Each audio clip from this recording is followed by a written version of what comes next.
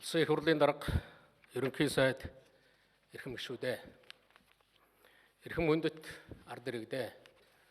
Хүндэт зочдоо. Монгол улс хариуцлагатай цаг мөчийн өмнө тулж ирлээ. Шийдвэр гаргагчид чухал шийдвэр гаргах хэрэгтэй боллоо гэсэн үг. Улсын их хурлын энэ удаагийн бүрэлдэхүүнд би их итгэл тавьж байгаагаа өмнө нь хэлж байсан. Та бүхэн бол ерөнхийлөгчийн албыг авснаас хойш миний хамтарч ажиллаж байгаа улсын их хурлын 3 дахь бүрэлдэхүүн. Аливаа парламентын зорилго нь тулгамдж байгаа асуудалд хамгийн үр дүнтэй шийдэл олоход оршдог. Ямар асуудлыг яаралтай зайлшгүй шийдвэрлэх шаардлагатай байна вэ? 1. Хариуцлагын асуудал. Манай улсын өнөөгийн хямралт байдлын гол шалтгаан бол эдийн засаг биш ээ. Монголын хямралын жинхэнэ эзэн бол улс төр юм. Хариуцлагагүй байдал юм аа. Монгол улс мөнгөгүйдээ биш, хариуцлагагүйдээ хямарсан. Монголын нэр нүүр буйнаар мөнгө олдох бололтой. Монголд олдохгүй байгаа ховор юм нэг байна. Тэр бол хариуцлага. Хариуцлагагүй төрд их мөнгө гайл болно. Монголыг улам хямраана. Монгол улсад мөнгөгүй хийж болох ажил бол хариуцлага байгаа юм. Манай сонгогдсон болон томилогдсон албан тушаалтнуудтай хариуцлага тооцохын тулд бусдаас валютын зээл авах хэрэггүй. Үнэхээр хариуцлагатай улс болъё гэвэл хариуцлагын хуулиа батлах хэрэгтэй. Улсын их хурлд Монгол Ардын намаас сонгогдсон 65 гишүүний авсан хамгийн чухал зээл бол Монголын ард түмний итгэл. Монголын төрд хариуцлагын тогтолцоо хууль бий болж байж, тэр нь тэгш хэрэгжиж байж, төрдөө итгэх ард түмний итгэл багач болов эргэж сэргэнэ. Үнэмлэхүү ялалт бол үнэмлэхүү хариуцлага гэдгийг мартаж болохгүй гэж Монгол Ардын намын дарга Мие Гомбын энх болд хэлсэн. Хариуцлагыг мартахгүй тулд хуульчлах хэрэгтэй. Албан тушаалтнуудтай хариуцлага тооцдог болох хэрэгтэй. Олдвол өлддөг зовлонг төрд хариуцлагаар л хазаарлаж болно. Монгол улсын төлөө гаднаас хэн ч хариуцлага хүлээхгүй. Эрх баригч хүчний сонгуулийн амлалт хөтөлбөр бол Монголын ард түмэнтэй байгуулсан гэрээ. Уулын буг хараад унсан морио мартаж болохгүй. Монголын ард түмний өмнө дээд хариуцлагыг энэ улсын их хурл засгийн газрын бүрэлдэхүүн хүлээж байгаа. Хариуцлага бол мэдрэгдэж байж хэрэгждэг зүйл. Хариуцлагыг мэдрүүлэхийн тулд хариуцлагын хуулиа баталж мөрдөхөөс өөр гарц байхгүй. Өнөөгийн эрх баригчид энэ ажлыг хийж чадахгүй бол дараагийн эрх баригчид энэ ажлыг амлаж авч хийх нь ойлгомжтой.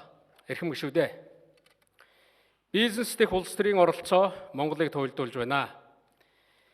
Би үүнийг хоёрт нь онцолж хэлье гэж бодсон юм аа. Манай төр эдийн засгаас томорсон. Том төрийнхөө ачааг эдийн засаг нь даахгүй байна. Төсвийн алдагдал, төрийн өрийн хэмжээ, бизнесийн салбарын уналт, ард олны бухимдал, амжиргааны доройтол бүхэн дээдхийн илрэл юм аа. Төр бизнес хоёрыг салгахгүйгээр энэ байдлыг засах аргагүй. Засахын тулд би энд үсгээр дугаарлаж хэлье гэж бодож байна. Төрийн яам агентлаг аж ахуй эрхлэлтгийг хуулиар хориглох хэрэгтэй. Манай бүх яам агентлаг төрийн байгууллагууд аж ахуй эрхэлдэг, тендер хөөцөлдөг, барилга барьдаг болсон. Албан тушаалтын шийдвэр, тамганы дардас, гарын үсэг бүхэн бизнес болсон. Манай төрийн байгууллагууд жинхэнэ утгаараа төрийн байгууллага байхаа болсон. Бүгдээрээ шахам төрийн өмчт аж ахуй нэгжүүд болж хувирсан. Иймээс хямралыг давах гэвэл төр бизнес хоёрыг салгах хэрэгтэй. Б. Дээрх байдлыг өөрчлөхийн тулд өмнө явж ирсэн буруу бодлого үйл ажиллагааг давтаж болохгүй. Урдх бурууг давтуулах гэж эрх баригчдыг ард түмэн шинээр сонгодоггүй. Төрийн нэрээр хийдэг бүх шахаа зогсох ёстой. Гишүүний дээлтэй сайдыг ардын нам шүүмжилдэг байсан. Сайдын албан тушаалыг ченжийн ажилдаа давхарлан хашиж болохгүй. Энэ байдлыг өөрчлөх ёстой. Үгүй. Сайд гэж манад сүрхий гажуудсан албан тушаал байна. Ерөн сайдын албан тушаал бол эрхэлсэн сайдын хэмжээнд л байх хэрэгтэй. Яамны гэдэг үгийг сайд гэсэн гуншингийн өмнөөс авч хайсан нь тийм л учиртай. Шинэ хуучин сайдууд тамганы ёслол хийдгийг ч болиулах хэрэгтэй. Бие биендээ тамга хадган дээр ээлжилж бүрээ зогсож идэг. Сайд тушаал захирамж гарах эрхгүй. Тэр бүхэн төрийн захиргааны мэрэгжилтэн төрийн нарийн бичгийн даргын эрх хэмжээнд хадгалагдах учиртай. Сайд бол ирдэг буцдаг, төрийн мэрэгсэн алба үлддэг байх ёстой. Төрийн үйл ажиллагааг төрийн яам байгууллагаас, төрийн аж ахуйн үйл ажиллагааг төрийн яам байгууллагаас, төрийн албан тушаалтнаас салгахгүйгээр байдал сайжрахгүй гэдгийг дахин давтаж хэлье. Аж ахуйтай орооцолдсон төр, сайд дарга нар хагарал зөрчил, хэрүүл тэмцэл, авилга албан тушаалын гэмт үйлдэлээс ангид байж чаддаггүй маа. Мөнгө бизнес сонирхож байгаа бол төрөөс холд гэж саяхан ерөнхий сайд жаргал тулгын Эрдэнэт хэлсэн. Хэлээд энэ байдал засагдахгүй. Төрийн төмөр нүүр, хуулийн ударгаар л энэ алтан гинжийг таслахаас өөр арга байхгүй. Төрийн бүх тендер, худалдан авалт, хөрөнгө оруулалт, төрийн нэрээр хийж буй аж ахуйн гэрээ хэлцэл шалгаруулалтыг төрөөс салгах хэрэгтэй. Мэргэжлийн байгууллагаар гүйцэтгүүлэх хэрэгтэй. Бүгдийг олон нийтийн хяналтанд оруулж шилэн болгох хэрэгтэй. Төрийн байгууллага хуулийг хэрэгжүүлдэг, гэрээ стандартыг хяндаг, мөрдүүлдэг, хариуцлага ноогдуулдаг л болох ёстой.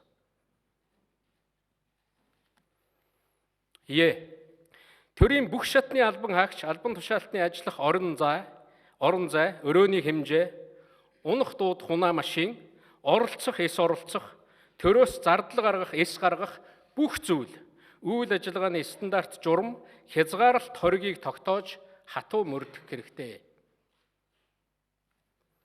Өрөөгөө тансаглаж, томруулж зассан бол, албаны унааг хэрэглэх ёсгүй зүйлд унсан бол, компьютераа буруу зүйлд ашигласан бол ажлаасаа халагдах ёстой. Хариуцлагатай төрийн ажил ингэж л явдаг, ийм зүйлээс л эхэлдэг.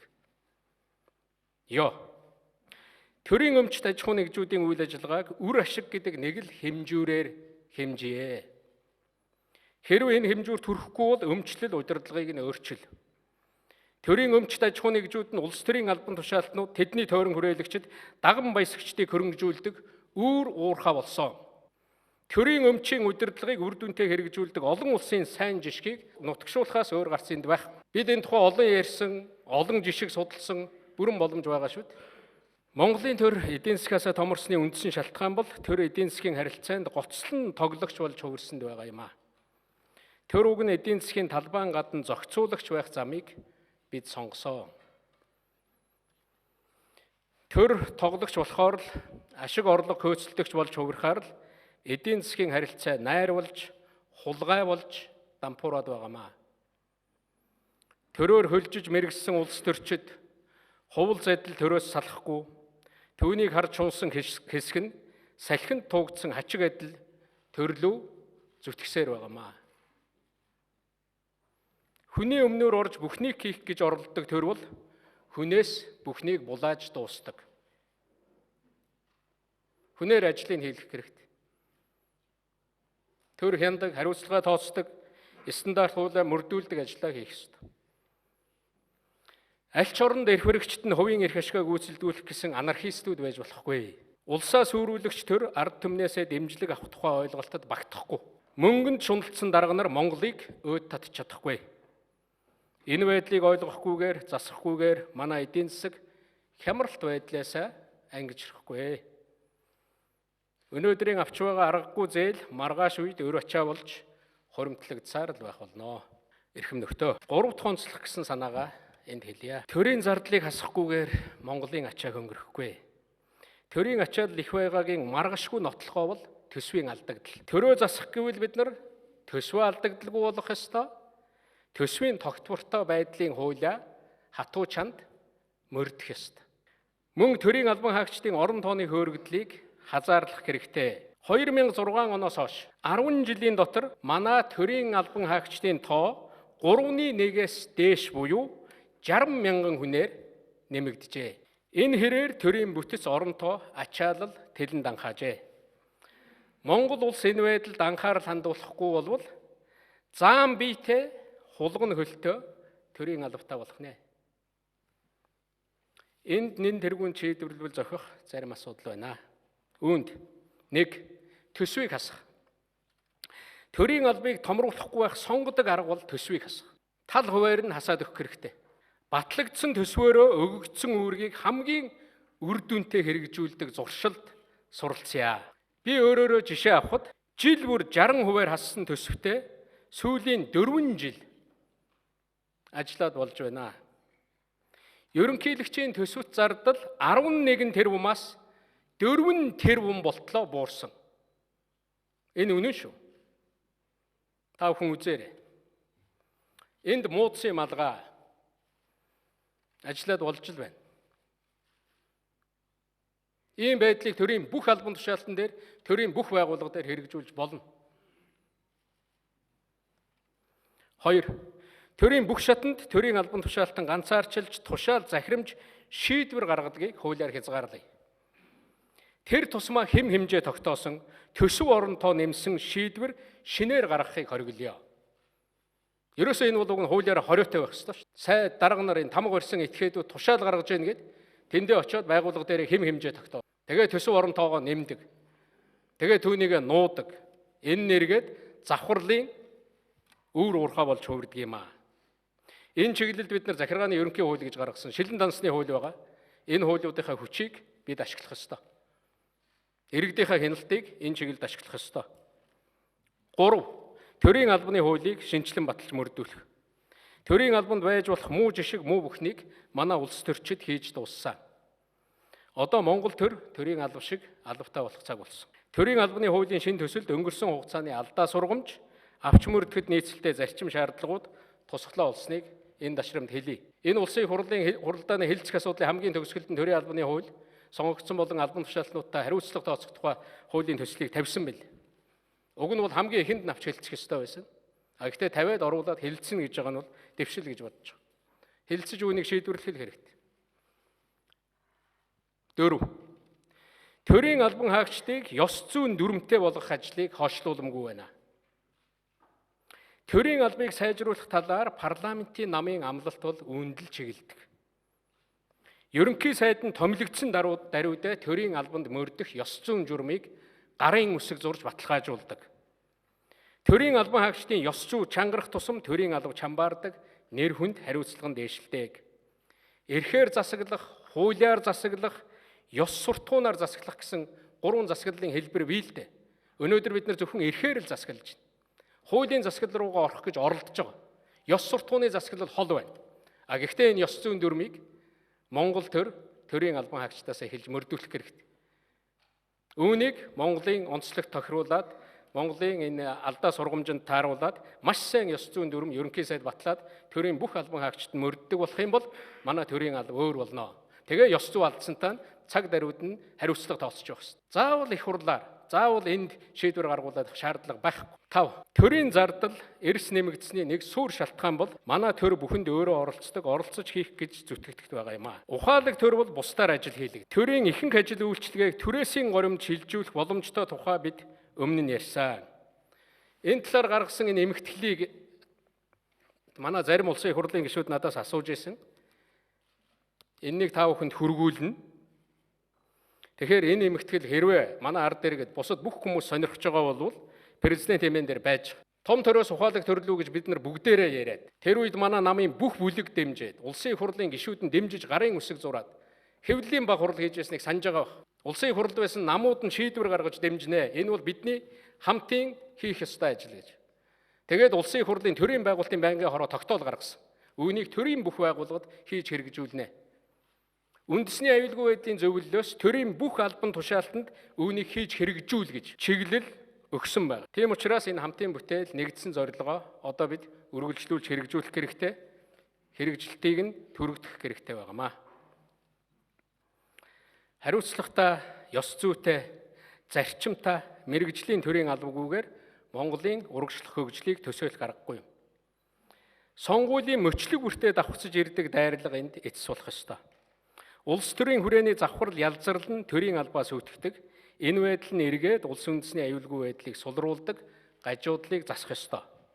Өнөөгийн эрх баригчдын улс үүртэй шийдвэрлэл зохих асуудал бол энэ мөнөөс мөн. Эрхэм гишүүдээ. Өнөөдөр миний хэлэх гэсэн дөрөв дэх санаа бол намтай холбоотой юм аа. Улс төрийн нам тойрсон гажуудлыг засахгүйгээр Монголын төр улс төрийн амьдрал дэх тулгамдсан олон асуудлыг шийдвэрлэх боломжгүй. Манай намууд иргэний улс төрийн эрхийг төлөөлөхөө болоод удаж байна. Явцуу сонирхол хариуцлагагүй байдлыг өөгшүүлэгч тусгай давхар болж хугарсан. Иргэдийн уур бухимдлын байвал чухамдаа улс төрийн нам тэнд тогтсон буруу хандлага байна. Та бүхэн үнийг бүгдээрээ сонссон байх. 2016 оны улсын хурлын сонгуулиар нийгэмд болохгүй байгаа зүйлийг өөрчлөх хүсэл зорилготой сонгогдсон олон эрхэм гишүүн энд сууж байгаа. Энд олон болохгүй байгаагийн, нийгэмд олон болохгүй байгаа зүйлийг ихэнхийнх нь шалтгаан нь улс төрийн намтай холбоотой байна. Тийм учраас би үнэхээр та бүхний оронд байсан бол улс төрийн намын хуулийн төслийг хэлэлцэх асуудлыг хамгийн дөрөв барьж авах байсан. Монголд байгаа завхралыг засах гэвэл тэр хуулийн төслийг барьж авахаас өөр арга байхгүй. Их хурл дээр яриад олонхын дэмжихгүй бутсан, дахиад сайжруулсан одоо засгийн газрын хэрэг эрхлэх газар дээр байж байгаа. Үүнийг хэн нэг нь баталж энэ улс төрийн намын асуудлыг бид хариуцлагатай ард түмнийхээ төлөө үйлчилдэг, үйл ажиллагаа нээлттэй шилэн байдаг. Үнэхээр улс төрийн нам Монголын нэр төр сайн сайхныг чирч явдаг ийм л хүчин болох ёстой шүү дээ. Энэнийг та бүхэн бүгдээрээ дотроо ярьж байгаа. Үүнийг хий гэвэл бид нар хуулиар л хийнэ. Хууль нь өөрчлөгдөхгүйгээр юу ч өөрчлөгдөхгүй. Юмыг өөрчлөе гэвэл дүрмийг өөрчил гэдэг шүү дээ. Бид нар тэгэхээр дүрмээ улс төрийн намынхаа хуулийг өөрчлөхөөс өөр арга байхгүй. Энэ хуулийн төсөлтөө манай ерөнхий сайд байсан Бямсрангуй танилцаад нэг үг надад хэлж ирсэн. Энэ хуулиар ирэх өөрчлөлт бол 1990 оны ардчилсан хувьсгалын ач холбогдлоос дутахгүй шүү гэж. Энэ хуулийг батлах ёстой шүү гэж. Тэгэхээр төрийг засах гэвэл намыг засах хэрэгтэй. Аливаа манлайлагчийн түүхэн үүрэг бол болохгүй байгаа мууг мэдсэн даруйдаа өөрчлөхөд сайжруулахад оршдгоо. Муу эрх баригч бол урдынхаа алдааг өөрийнхөө давтдаг. Сайн зүтгэлтэн бол хэцүүч бусдын зүрхшээдэг асуудлыг барьж авч шийдэлд хөдөлтгөө. Мөнгийг ямар ч дарга хувааж чаднаа. Тэгнэ үстэй. Мөнгийг хэн ч хуваана. Ямар ч эрх баригч хувааж чадна шүү дээ. Та бүхэн улсын татвараар бүрдсэн мөнгийг албан тушаалыг улс төрийн өнгөөр хэн ч сольж чадна. Албан тушаалтныг энэ болохгүй байна, тэр болохгүй, энэ манай намын хүн биш. Хэн ч сольж чадна. Сольсоор ирсэн. Нуглаа шахаа кийн. Энэ бол эрх баригчдын дуртай хийж чаддаг ажил. Харин өөрийнхөө бойдсон орчин тэр тусмаа улс төрийн орчныг өөрчлөх, шинжлэх бол амаргүй. Дасал болсон мууг өөрчлөх бол хэцүү. Амаргүй шийдвэр гаргах гэж та бүхэн энд цугласан. Та бүхэн энд сонгогдсон. Энэ бол та бүхний түүхэн үүрэг. Үүнийг би дахин сануулъя гэж утсан. Иргэдийн улс төрийн эрхийн хэрэгжилт манай улсад бодит байдлаар байхгүй болж байна. Та бүхэнд иргэдийн улс төрийн эрхийн тухай, эрхийг хэрэгжүүлэх тухай хууль өргөн бариад хэлэлцүүлсэн бас дэмжлэг аваагүй. Би энэ хуулийг энэ их хурл батлах байх гэж бодож байгаа. Энэ талаар бас эмхтгэл, энэ талаар иргэдийн санал бодол та бүхний гарт очноо. Ер нь улс төрийн эрхийг, иргэдийн улс төрийн эрхийг хэрэгжүүлэх ажлыг намаар дамжуулж хийх оролдлого бол хаа сайгүй бүтлгүүцсээр байгаа. Харин иргэдийн эрхийг хэрэгжүүлэх боломжийг байж болох бүх сувгаар нээх нь тухайн улс нийгмийн хөгжлийг нөхцөлдүүлэх хүчин зүйл болж хувирсан. Энэ бол бөмбөрцгийн улс төрийн хандлага.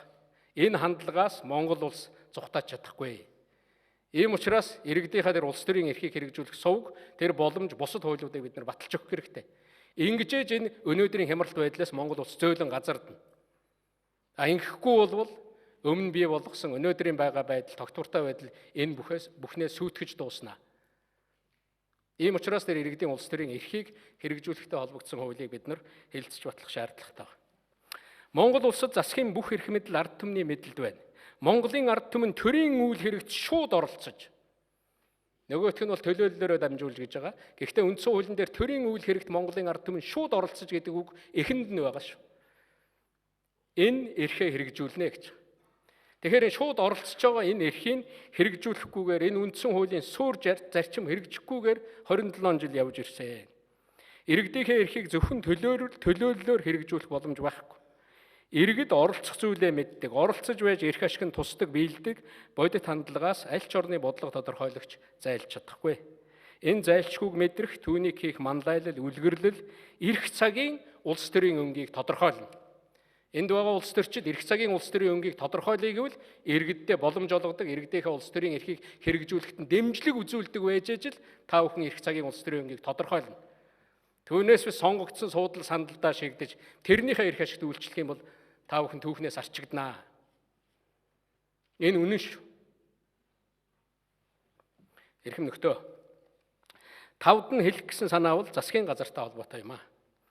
Бид бүгд л байдал ямар байгааг амьдралаараа туулж байгаа. Гүйцэтгэх засаглалаа чадвартай болгохгүйгээр манай улс тулгамдж байгаа асуудлаа шийдвэрлэж чадахгүй. Энэ дүгнэлт бол нийтлэг боллоо. Монгол улс боломжгүй орн биш. Харин тэр боломжийг ашиглах чадвар гүйцэтгэх эрх мэдэлд дутагдж байна. Бидний байгуулах гэж оролдож буй нийгэмд давуу тал бий. Тэр бол нээлттэй байдал. Монголын хөгжил дэвшилт хэрэгтэй далаа шиг олон санаа, сайхан эхлэлүүд манай нийгэмд байна. Харин түүнийг ажил хэрэг болгоод манлайлаад аваад явах учиртаа манай гүйцэтгэх засаглал бядмуутай байна. Бядмуутай гүйцэтгэх засаглалтаа, бядмуутай засгийн газартаа бид хол явахгүй. Бид хол явахгүй. Хол явах биш одоо бүр урагшлахаач боллоо. Чадвартай засгийн газар улс орныхоо өмнө тулгамдж байгаа асуудлыг шийдвэрлэж чаддаг. Чадвартай засгийн газраас ажлын үр дүнг шаардаж болдог. Үр дүнг нэхэж болдог. Хариуцлага нэхэж болдог. Чадвартай засаг л явж хариуцлагатай засаг байдаг. Хариуцлагатай засагт түншүүд нь итгэдэг. Хамгийн үнэтэй зүйл бол итгэл. Аль ч засгийн хувьд. Гэтэл манай улсын засгийн газарт итгэх итгэл, тэр үнэт зүйл, итгэл дотрооч гаднаач бараг алга. Хэн нэг хүнээс биш тогтолцооноос хамаарсан энэ гажгийг манай шийдвэр гаргагчид засчил таараа. Харин хэзээ вэ? Үүнийг засах нөхцөл цаг хугацааны хувьд, ойлголтын хувьд ч, улс төрийн хувьд ч бүрэн бүрэлдсэн гэж би харж байна. Цаг алдвал бүхнээ алддаг амаргүй үнэтэй бид нүүр тулж байна. Цаг их алдна гэдэг бол их боломж алдаж байна гэсэн үг. Нэг ажлыг 2 ба түүнээс дээш хийнэ гэсэн үг. Билээхэн олон жишээ байгаа шүү дээ. Нэг ажлыг 2 ба түүнээс дээш хийгээд дороо хийргэлдээд ирэхээр үргүү зардалтаа шатдаг. Улсаараа шаварт суучихсан байсан ч гүйцэтгэх засаг нь гүйжил байх ёстой. Айл гэрч, улс оронч ажлаа ингэж зохион байгуулдаг эрэнд бид амьдарч байгаа. Хөл дээрээ босож ядаж байгаа орны хувьд чадамж муутай засагтаа бидний байдал улс оронд маань бүрч хорлонтой туссаар байна. Засгийн газар бол эрсдэлтэй ажил хийдэг бүтэц бүрэлдэхүүн. Харин Монголд байдал өөрөөр явж ирсэн шүү. Манай гүйцэтгэх засаглал, манай засгийн газар ажил хийх гэж эрсдэл хийдэг биш, албан суудлаа хадгалах гэж тамираа бардаг ийм л онцлогтой болсон. Ажилдаг гар нь сайжилттай байх юм бол айлыг чирч явдаг ганц нь байгаад ч нэмэргүй. Улсын хувьд бүр хэцүү ийм байдлаас Монгол улс ангижрах ёстой. Монгол улсаас тууштай эргэж бусдаггүй хэлсэн ярьсандээ байдаг чанарыг манай түншүүд нэгж байгаа. Эрх баригчдаас ажилдаа хариуцлагатай, хурдтай бүтээлч байхыг манай иргэд шаардаж байгаа. Монгол бол хангалттай ардчилсан улс. Монгол бол хангалттай ардчилтай улс. Одоо бид хариуцлагатай, чадамжтай улс болох ёстой. Энэ хоёр зэрэг явж явах ёстой байсан. Бид нар хариуцлага хайсан шүү дээ. Сахилга балтыг хайсан, зохион байгуулалтыг хайсан, гүйцэтгэлийг хайсан. Үүнийг хийдэг хамгийн гол гар нь сайжилттай. Тогтолцооны хувьд ажиллах чадваргүй байсан. Энэ байдлыг хэлэлцэж цаг алдах хэрэггүй. Шууд шийдвэрлэх хэрэгтэй. Ингэж улс орон маань урагшлах ёстой. Энэ бол олон монголчуудын хүсэл шүү. Энэ хүсэл биелэх боломжтой гэж бодож байгаа. Биелүүлэх хүмүүс нь тав. Ийм учраас би энд анхаарал хандуулж ярьж байгаа. Монгол бол ард түмэн эрх баригчдтай дүн тавьдаг тогтолцоотой улс. Тулгамдсан асуудлыг шийдвэрлэж чадахгүй бол итгэлийг нь алдсан эрх баригчтай сольж чаддаг улс. Эрх баригч гэж аль ч улсад засгийн газрыг л хэлдэг. Засгаа бид олон сольж үтсэн. Солих бүр дээрдэж байсангүй. Энэ бол хүндээ биш, засгаа бүрдүүлдэг, ажилуулдаг, сольдог тогтолцоонд байгааг, тэр хуулинд байгааг харуулж байгаамаа. Ер нь эрх баригч байх, ажил хийж байхад нэг юм байдаг. Чадах бүхнээ тултал нь хийгээд үр дүнгээ ард түмнэрээ тавиулах бол сайхан шүү дээ. Тэр бол урамтай. Тэр бол шудраг. Харин тогтолцооноосоо болж юу ч хийж чадахгүй цаг алдах бол дэндүү хайран. Гүйцэтгэх эрх мэдлээ эрхэм гишүүн бүрийн тоогоор 76 хувааж, талын нэг тараачгаад улс орон урагшлах хөгжих гэдэг худлаа болохыг та бид үзэхээрээ нэг боллоо, мэдхээрээ нэг мэдж гин, харахаараа нэг харж байна. Иймээс энэ асуудлыг Монголын онцлог тохирсон олонний сайн жишгт нийцсэн байдлаар шийдвэрлэх ёстой. Энэ талын туршлага, сургамж, ойлголт, мэдлэгээр бид баян. Харин хизээ хэн хийх вэ? Түрүүн би энэ асуултыг асуусан. Та нар энэ асуудлыг зөв шийдэхгүй бол түрүүн би хэлсэн шүү. Дараачих нь шийдчихэл таараа. Эрхэм гишүүдээ. Би Монголын улс төрд нэн даруй шийдвэрлэх шаардлагатай байгаа 5 асуудалд та бүхний анхаарлыг хандуулах гэж түрүүчийнхийг хэллээ. Үлдэх күнээр ачаа бүү татуул гэсэн байдлаар биш. Харин миний хэлснийг их анхааран сонссон та бүхэнд би баярлалаа. Монголын төрийн хар хайрцагны бодлого хүнтэйгээ яваад өгдгийг би буруу гэж боддог. Хүн хэлхээс наашгүй гэж үг байдаг. Хойч үедээ хэлж сануулж, хийж бүтээх үйлсэд дэмжлэг үзүүлж, дэндээ эвэлж урагшилдаг нь хүний нийгмийн ёсоо. Нэг хийгээд бүтэх ажил гэж байгаа. Хийсэн шийдсэн л бол эргэж харах шаардлагагүй ажил гэж бас байдаг. Харин хүний амьдрал, нийгмийн амьдралтай холбоотой асуудлууд хүний бүх үед байсаар ирсэн. Цаашдаа ч байх болно. Улс орныхоо хувьд яг шийдэлцэхэд оролцох замыг сонгосон хүн бүр үе үрийн өмнө заавал шийдвэрлэх ёстой хариу шийдэл шаардсан хүндрэл асуудлууд гарч ирдэг. Түүнд өгөх хамгийн сайн хариу бол тэдгээрийг шийдэж гарахаас биш, тойрч бултахгүй байхад л оршдог. Эргэж буцхвал өөрөөсөө асуудлын шийдлийг түлхэх бол өөрийгөө хуурсантай л адилхан. Төр нийгмийн харилцаа бол мөнхийн сэдэв юм аа. Тэр дундаа түмний итгэлийг даах, ёс зүйтэй байх, шудраг байх гэж ярих юм бол. Би хувьдаа өнөөгийн эрх баригчид өмнөхийнхөө алдааг засах биш, давтах хандлагатай байгаад санаа зовж яваа. Халаа сэлгээ, албан тушаалын хуваарлалт, өнгө мөнгөний хорхойсол, улс төрд тулгамдж буй олон асуудалд хандах хандлагад агуулгын өөрчлөлт, хамгийн гол нь агуулгын өөрчлөлт харагдахгүй байна. Иргэдийн шүүмжилдэг аль ч нам байсан ялгаагүй, аль нь ч байсан ялгаагүй гэдэг үг улам л үнэн болоод байна. Манай тогтсон сонгуулийн утга бол нэг даргаыг нөгөөгөөр солихдоо биш. Харин асуудалд өөр хандлагатай бодлого тодорхойлогчтой болоход л оршиж байгаамаа. Намуудын нэг нь ардчилсан, нөгөө нь ардын гэсэн өөр нэртэй учраас иргэд ээлжилд сонгоод байгаа юм шээ. Тулгамдж буй асуудал бүрд агуулгын өөрчлөлт гарах байх гэж хүлээснийг. Сүүлийн жилүүдэд иргэд энэ асуудлаар цөхрөнгөө барж байна. Бүгд ижлэхэн гэсэн яриа хаасайгүй сонсогдсоор удлаа.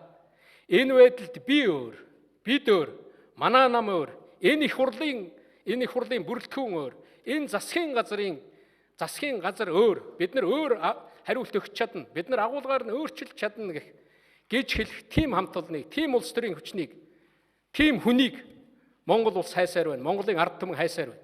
Тэр хүмүүс нь та нар байх ёстой.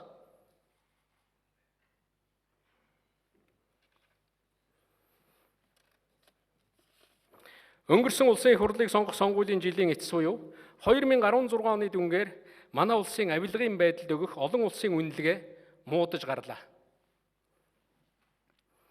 2016 оны эцэст манай улс дахь авилгын хэмжээ өсөөгүй байж болно л доо. Гэхдээ Монгол улсын авилгын байдал дордож болзошгүй болчихлоо гэсэн дохио сануулга гэж Transparency International-ийн үнэлгээг үзэж байна. Тэгж харж болно. Харин 2017 оны үнэлгээ сайжрахгүй бол бүр дордох юм бол энэ олон улсын нийгэмлэгийн дээрх Монгол улсад өгч байгаа үнэлгээ зөв болж эхэлнэ. 2017 оны дүнгээр Монгол улсын авилгын индекс сайжирч гарах ёстой. Дордож гарах ёсгүй. Авилга гэдэг зөвхөн мөнгө төгрөг авч байгааг хэлдэг юм шээ. Улс төрийн орчин нь яаж эрүүлжиж байна? Төр нь яаж эрүүлжиж байна? Төр бизнес хоёр нь яаж салж байна? Шийдвэр гаргаж байгаа улс төрчид нь, шийдвэр гаргагчид нь ямар хандлагатай байна гэдгийг харддаг шүү дээ. Тэгэхээр та бүхэн энэ хандлага энэ богино хугацаанд өөрчилж харуулах хэрэгтэй. Үүний нэгэн адил манай улсын зээлжих зэрэглэлийн асуудал байна. Ойрын сар жилүүдэд Монгол улсын чансаа энэ салбарт дээшлэх ёстой гэж би харж байгаа. Бүр өмнө нь хамгийн сайн байсан бие нэмэх, бие эсвэл бие нэг үнэлгээн дээрээ эргэж очих боломж бидэнд байна. Энэ үнэлгээ гаргадаг 3 гол байгууллага өөр аргачлалаар гаргадаг. Гэхдээ өөр аргачлал нь сая миний хэлжсэн 3 л да. Бас Монгол улс тийм хэмжээнд хүрж исэн, тэрнээсээ цаашаа өсөх боломжтой байсан. Дээрх жишээгээр энд би хүний өөрчлөлтөөр бишээ, бодлогын агуулгаар өөрчлөлтийн орцоор Монгол улсыг дотроос нь ч гаднаас нь ч дүгндэг болсон шүү гэдгийг л хэлэх гээд байна. Сүүлийн үед офшорын асуудалд иргэдийн анхаарал нэлээд төвлөрч байна. Дээрх үгийг offshore гэж монголчлох боллоо. Би offshore гэж энэ үзэгдлийг нэрлэх талд нь байгаа. Энэ тухай яриа эхлэх үед л би Монгол улсын асуудалд онцгой анхаарал хандуулах ёстой. Хууль журмаач өөрчлөё. Хууль хяналтын байгууллагууд шалгая. Шаардлагатай олон улсын байгууллагуудтай хамтарч ажиллая. Төрийн бүх шатны албан хаагчдын хувьд эргийн гадна данстай байхыг хориглоё гэсэн байр суурьтай байсан. Миний энэ байр суурь хэвээрээ байгаа. Энэ асуудал манай улсын эрх баригчдын анхааралд, тэр тусмаа энэ их хурлын анхааралд орсон гэж харж байгаа. Энэ асуудал дээр ахиц дэвшил гарах ёстой гэж үзэж байгаа. Эрхэм гишүүдээ. Өнөөдөр би энэ хүнд тэндэрээс та бүхнийг манай улсад аюулын харангад игдээд удаж байгаа 2 асуудалд анхаарлаа мөн онцгой анхааруулахыг хүсэх гэсэн юм а. Нэг нь хар тамхи мансууруулах бодисын хэрэглээ. Нөгөө нь үр хөндлөлтийн асуудалд. Энэ 2 тахал манай цэцэг цэврүү шиг залуу үеийг онлоод удаж байна. Энэ дайрлага манай залуу үеийг өсч төлөвшөх, сурч боловсрох, амьдралд хөлөө олох гэж явах хамгийн эмзэг үед нь дайрч байна. Манай улсад ялангуяа манай залуу үеийнхний дотор хар тамхи мансууруулах бодисын хэрэглээ улс үндэсний аюулгүй байдлын түвшинд хүрлээ гэж ярьж бичээд удлаа. Үнэхээр ч хүрсэн байна. Энэ чиглэлд Монгол улсын бодлого үйл ажиллагаанд дөрвтэй өөрчлөлт гарахгүй бол байдал цаашаа дамжирсаар байна. Төв сүрэн газар дэх дунд сургуулийн 10 хүүхэд тутмын 6-аас 8 нь энэ аюулд өртөхөд бэлэн эсвэл өртөж байна гэсэн судалгаа үзэгдэх боллоо. Энд байгаа албан тушаалтан бүхэн хүүхэдтэй, зарим нь ач зээтэй. Энэ утгаараа та бүхний гэр бүлийн ихэнхт нь дээрх асуудал бодитоо нүүрлэж байна гэсэн үг ээ. Би өмнө нь хар тамхи мансууруулах бодисын асуудлаар иргэний танхимд мэдээлэл хийж тодорхой үүрэг чиглэл өгсөн. Хар тамхи гэж аюулыг хаяа хатавчнда бүү ойртуул гэж ард иргэдтэй анхааруулсан. Монгол улс энэ асуудлаар хатуу бодлого барих ёстой байна гэж хэлж байсан. Ер нь энэ асуудлаар хатуу бодлого барих ёстой гэж хэлж байсан. Тодорхой ажлууд энэ чиглэлд хийгдсэн боловч байдал хүнд хэвээрээ байна. Монголчууд цөөхүүлээ. Эмзэг өвөрмц байршилтай гэж бид ярилцдаг. Хар тамхи мансууруулах бодисын асуудлаар анхааруулах, сануулах байдлаар эсвэл өнөөгийн байгаа хүчээр төр ажиллаад амжилт олохгүй нь илт боллоо. Үүнд эргэлт гаргахгүй бол тийм хэмжээнд анхаарч бодлого үйл ажиллагаагаа өргөдөхгүй бол улс орны маань ирээдүйн хувь заяа хутхны ирэн дээр ирж байна гэж хэлэхэд хэтрүүлэг болохгүй. Энэ асуудлыг хууль зүйн сайд сандгийн бямб цогт толгоогоор хариуцах ёстой. Тийм үүрэгтэй. Энэ чиглэлд гаргах, хэрэгжүүлэх бодлого үйл ажиллагаа, хууль журам, бүтэц төсөв зардлын асуудлыг засгийн газар улсын их хурл аль нь анхааралд авч яаралтай шийдвэрлэх хэрэгтэй байгааг сануулъя. Энэ чиглэлд хуулийн төсөл нь байгаа, ямар бүтцтэй яаж ажиллах уу, ямар төсөв хэрэгтэй байна, ямар үйл ажиллагаа явуулах уу гэдээ байж байгаа. Засгийн газар дээр хөтөлбөр батлагдсан, засгийн газар дээр батлагдсан хөтөлбөрийн хүрээнд ажиллаад амжилт олох боломжгүй байгаа шүү. Үүнийг их хурл дээр манай их хурлын гишүүд анхаарч хууль тогтоомжийн төвшөнд, төсвийн төвшөнд, тэгээ бүтэц бүрэлдэхүүнийхэн төвшөнд олон улсын жишгт нийцүүл шийдэхгүй болохгүй. Үр хөндлөлтийн хувьд Монгол улс сүүлийн 30 жилийн дотор 1 сая орчим хүнээ дээрх шалтгаанаар алдсан гэсэн албан бус тооцоо гарч байгаа. Жилдээ 20 хэдэн мянган хүн гэж албан бус тооцоо гардаг. Яг үнэндээ бол үнэн тоон бол 30 мянгаас дээшээ гардаг. 30 жилээр тооцох юм бол Монгол улс сүүлийн 30 жилд 1 сая хүнээ эхийнх нь хэвлээд алсан гэсэн үг. Хамгийн харамсалтай нь нөхөн үржихүй насны охид эмэгтэйчүүдийн 10 хүн тутмын 7 нь үр хөндөх үйлдэлийн хохирогч болж байгаа. Үр хөндлөлтөөс голлох орлогоо олдог, үйлчлэгээ үзүүлдэг газар хүний тоо өссөөр байгаа мэдээлэл тасархаа байлаа. Үүнээс гадна энэ чиглэлийн элдв эм бодисын хэрэглээ. Тэр тусмаа хүмүүсийн эрүүл мэндэд маш ноцтой аюултай ийм эм бодисын хэрэглээ эргэлт замбраага алдсан. Тэгээд үүнээс болж олон охтууд, олон залуу эмэгтэйчүүд эрүүл мэндээр ноцтой хохирч байгаа. Төрх насны олон монгол эмэгтэйчүүд үрийн зурлаа үнэрлэх, ээж гэж дуудуулах боломжгүй болж амьдралаараа хохирох нь улам бүр нэмэгдэж байна. Дахиад жирэмслэх боломжгүй, хүүхэд гарах боломжгүй болж байгаа. Мөн энэ шалтгаанаар амь насаа эмгэнэлтэйгээр алдаж байгаа охид бүсгүйчүүдийн тоо өдөр сараар өсөж байна. Ээж бол хосгүй хөв заяа, эрхэн эмэгтэй хүний аминд хүрдэг энэ аюудлыг бид нар зогсоох ёстой. Энэ юутай эмгэнэл, юутай харуулсал вэ? Энэ тухай мэдээллийг өмнө нь үндэсний аюулгүй байдлын зөвлөлийн түвшинд сонсож, зөвлөмж чиглэл өгсөн боловч хэрэгжилт нь хангалтгүй байна. Үр хөндлөлт хэмээх чимээгүй аллагын тухай чимээтэй дуугархаас өөр сонголт надад байсангүй. Энэ асуудлаар охинтой айл бүр санаа зовох, өртөө бүхэн үржихийн бэлэгдэлтэй үндэстний хувьд Монгол улс тодорхой бодлого гаргах цаг болжээ. Бүрлдэж байгаа монгол хүний амийг тасдах эрхийг Монгол улсад хэн ч эдлэх ёсгүй. Эмэгтэй хүнд ээж болох хөв заяаг нь хаах зогсоох эрх хэнд ч ноогдох учиргүй. Монгол үндэсний эсрэг энэ гэмт хэрэг, энэ аюултай байдлыг бид хазаарлах улмаар зогсоох учиртай. Монгол улсад монгол хүн илүүдэхгүй. Монгол хүн монгол газар шороон дээр нэгч байсан, мянгач байсан, саяч байсан илүүдэхгүй. Эх хүрийн амь нас гарцаагүй эндхээс хамгаалах гэсэн ганцхан зөвтгөл энд байж болно.